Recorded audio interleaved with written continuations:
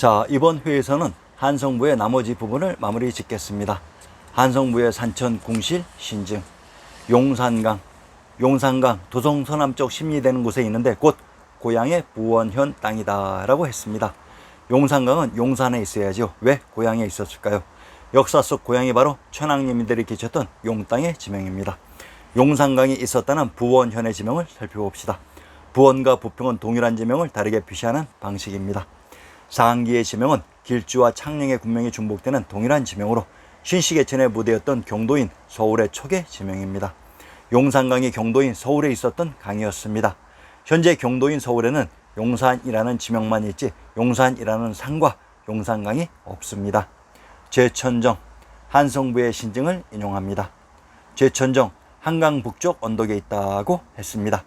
중국 사신이란 현재의 차이나가 아닌 천하의 중심, 천하사해의 업무를 봉행하였던 금성 천부에서 오신 천부의 사신으로 제천이란 제주에 흐른 하천이 제천으로 제주는 제후국 제나라의 땅으로 신시계천의 무대 파촉 중 천부가 있었던 파지역이라고 이미 설명드렸습니다. 악양로 등왕각, 한성부의 신증을 인용합니다. 문맥으로 보면 악양로와 등왕각이 현 차이나에 있었던 것이냐 수천리 밖에 있다고 했습니다. 앞에서는 악양로와 등왕각이 수천리 밖에 있는 현 차이나에 주작 이입된 것으로 설명했고 뒤에서는 악양로가 있었던 동종호에서 서울을 바라볼 수 있다고 했습니다. 신증 동국 여지승남 구격본의 주작이 이렇듯 일정치 않다는 얘기이기도 합니다. 악양로는 동종호 북부에 유명했던 누각입니다. 경기도 강화의 산천주를 인용합니다. 역사 속 강화의 산천에 악양로가 있어 정주에 올라가서 주변 풍경을 시사하고 있습니다. 평양의 노정편에 악양로는 파릉에 유명한 다락이라고 합니다. 파릉의 지명을 밝히면 악양로가 있었던 곳의 정체가 밝혀질 것입니다. 경기도 양천 현의 군명을 파릉, 양평, 양원, 제양, 공암이라고 합니다. 파릉이란 천하의 중심 천부가 있었던 파촉의 파이며 제양이란 상기, 제천정에 있었던 제후국, 제나라의 땅이고 공암이란 노나라의 곡부에 있었던 바위였습니다. 상기에서 중요한 요점은 경기도 강화의 산천에 악양로가 있었다고 했으며 악양로가 또한 파릉에 있었다고 합니다.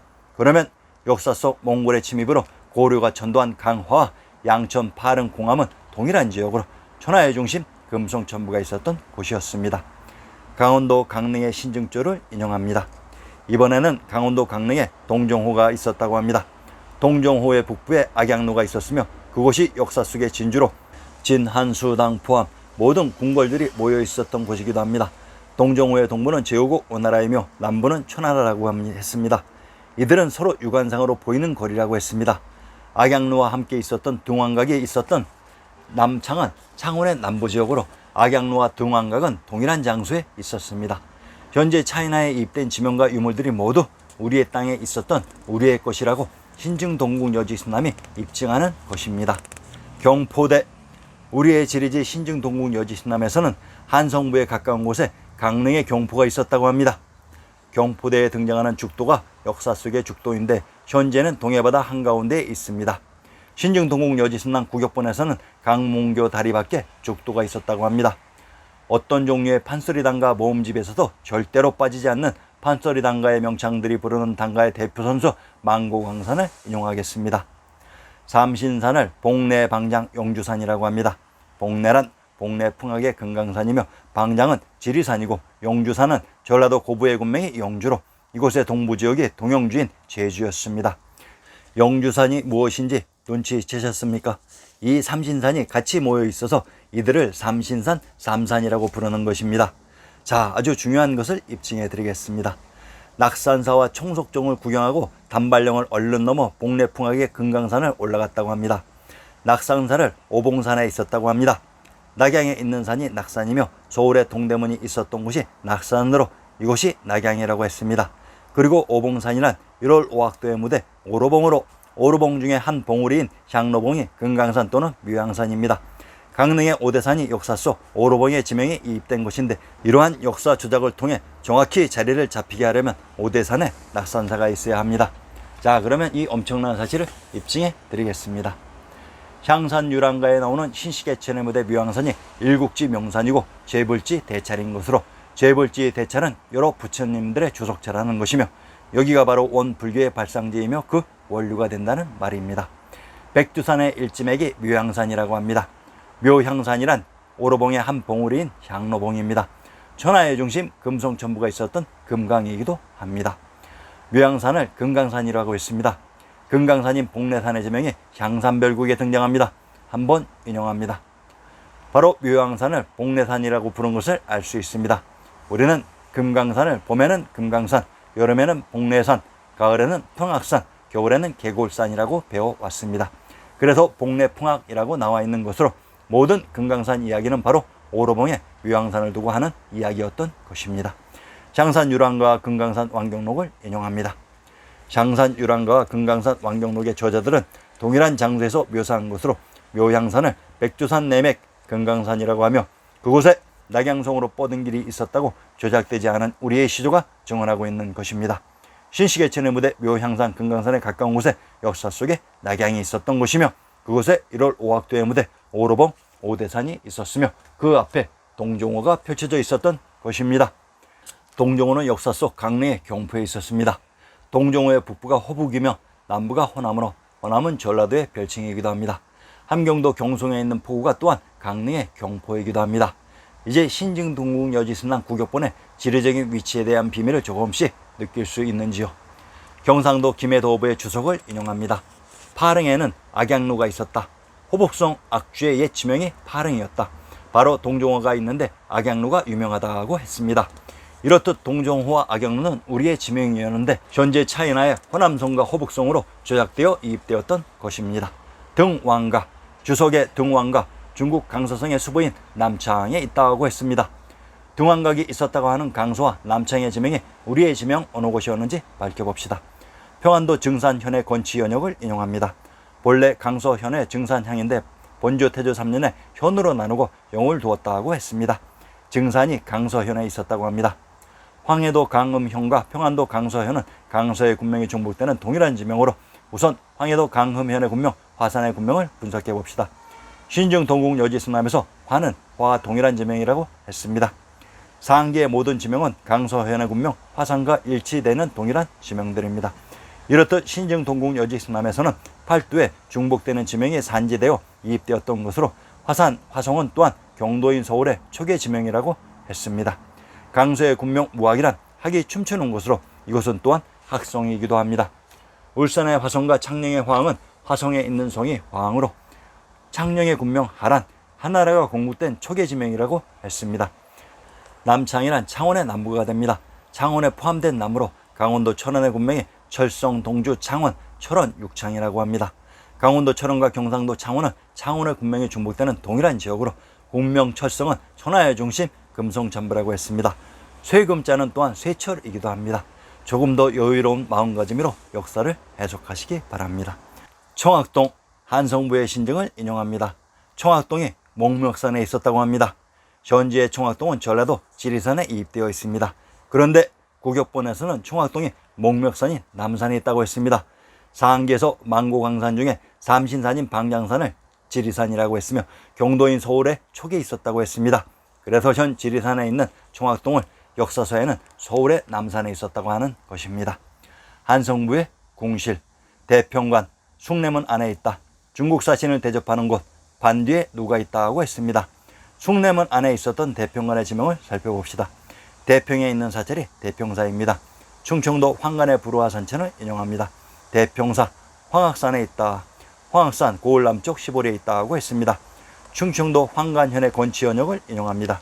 고려 현정이 경산부에 붙이고 뒤에 간무를 두었으며 공민왕 때 도로 경산부에 소속시켰다고 했습니다.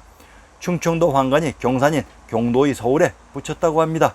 이렇듯 현재 한반도의 지리적인 비정이 엉망이었던 것으로 황악산이란 바로 고 고죽국이 있었던 황주에 있었던 황산으로 그곳에 숭례문이 있었던 것입니다. 조선의 남대문이 숭례문인 이유는 경도인 화성의 남쪽에 천황님이 계셨던 용땅으로 그래서 왕부에서는 예를 다해 그 지역을 경배했던 것을 그곳 천황님의 역사를 현재의 자편에 조작 이입하면서 현재의 자편에 대해 예를 행한 것으로 조작했던 것입니다. 한성부의 신증 청계산, 청계산 높은 다락 강에 임하여 청계산 마주 앉으니 이 하루 함께 노는데 술 아니 가져오리. 청계의 지명을 밝혀봅시다. 경상도 초기의 군명과 산천을 초파래 8개 청계라고 합니다. 청계산 북쪽 1, 2에 있으며 진산이다 라고 했다. 청계에 있었던 산이 청계산입니다. 경상도 초계현의 부르를 인용합니다. 갑산사 청계산에 있다고 했습니다. 갑산에 있는 사찰이 갑산사로 갑산과 청계산이 동일한 산이었습니다. 함경도 갑산의 군명을 허천이산 갑주라고 합니다. 함경도 갑산의 누정을 인용합니다. 정원루라고 합니다. 정원에 있는 누정이 정원루인 것은 지리의 기본 상식으로 갑산이 또한 정원이었던 것입니다. 제주목의 신증을 인용합니다. 제주에 갑산에 있었던 정원루가 있었다고 합니다. 그러면 평안도 귀성의 건치 연역을 인용합니다. 경도인 구제의 귀성을 정원이라고 합니다. 상기에 나오는 지명들은 모두 역사 속 동일한 위치의 지역들이니 꼭 참조하시기 바랍니다.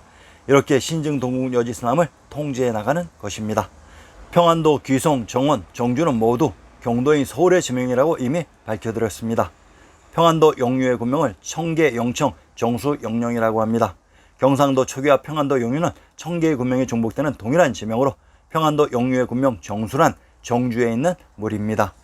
전라도 장흥, 함경도 정평, 평안도 정주는 정주의 군명이 중복되는 동일한 지명으로 정주의 군명 귀주는 김수로왕의 무대 귀성을 포함하는 지역이었던 것으로 함경도 정평의 군명 파지와 중산이란 금성천부가 있었던 천하의 종시 파촉의 파 지역으로 현재의 청계산은 한강의 남쪽에 위치되어 있고 그곳에 있어야 할 청계천은 서울의 종로에 위치되어 있습니다. 이렇듯 주작이 일청치 않았던 것입니다.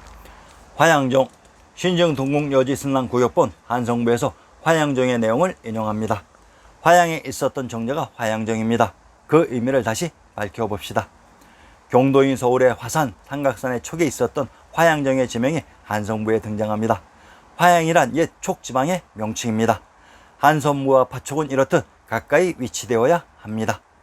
부루, 한성부에 있었다고 하는 청량사를 통해 하나의 지명에 팔도의 변조 이입된 정황을 살펴보겠습니다. 한성부를 인용합니다.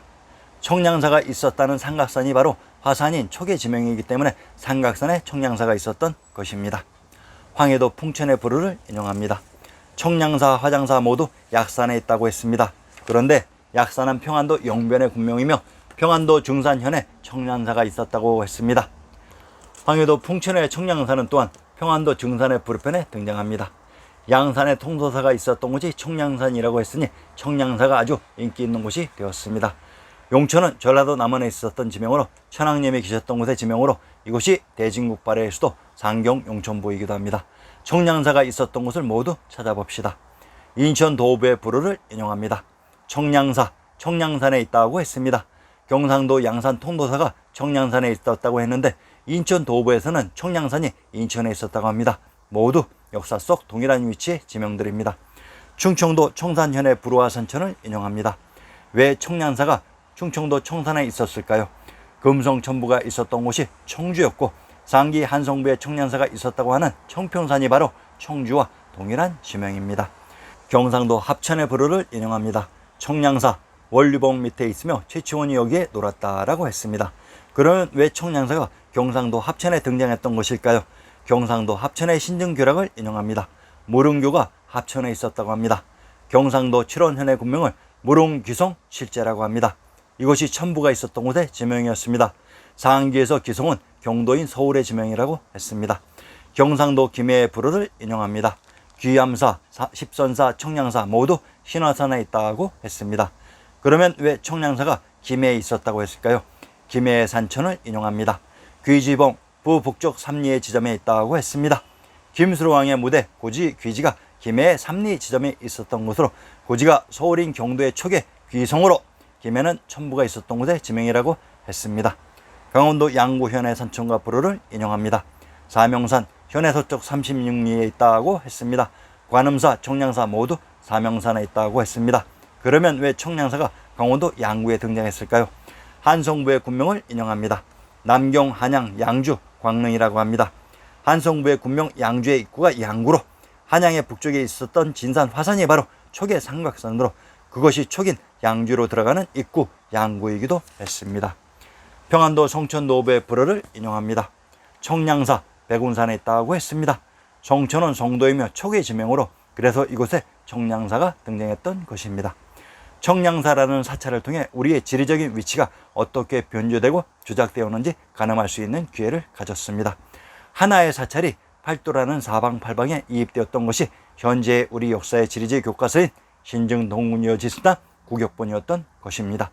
다음 회에서는 개성부에 대해 밝혀드리겠습니다. 많은 구독 부탁드립니다. 감사합니다.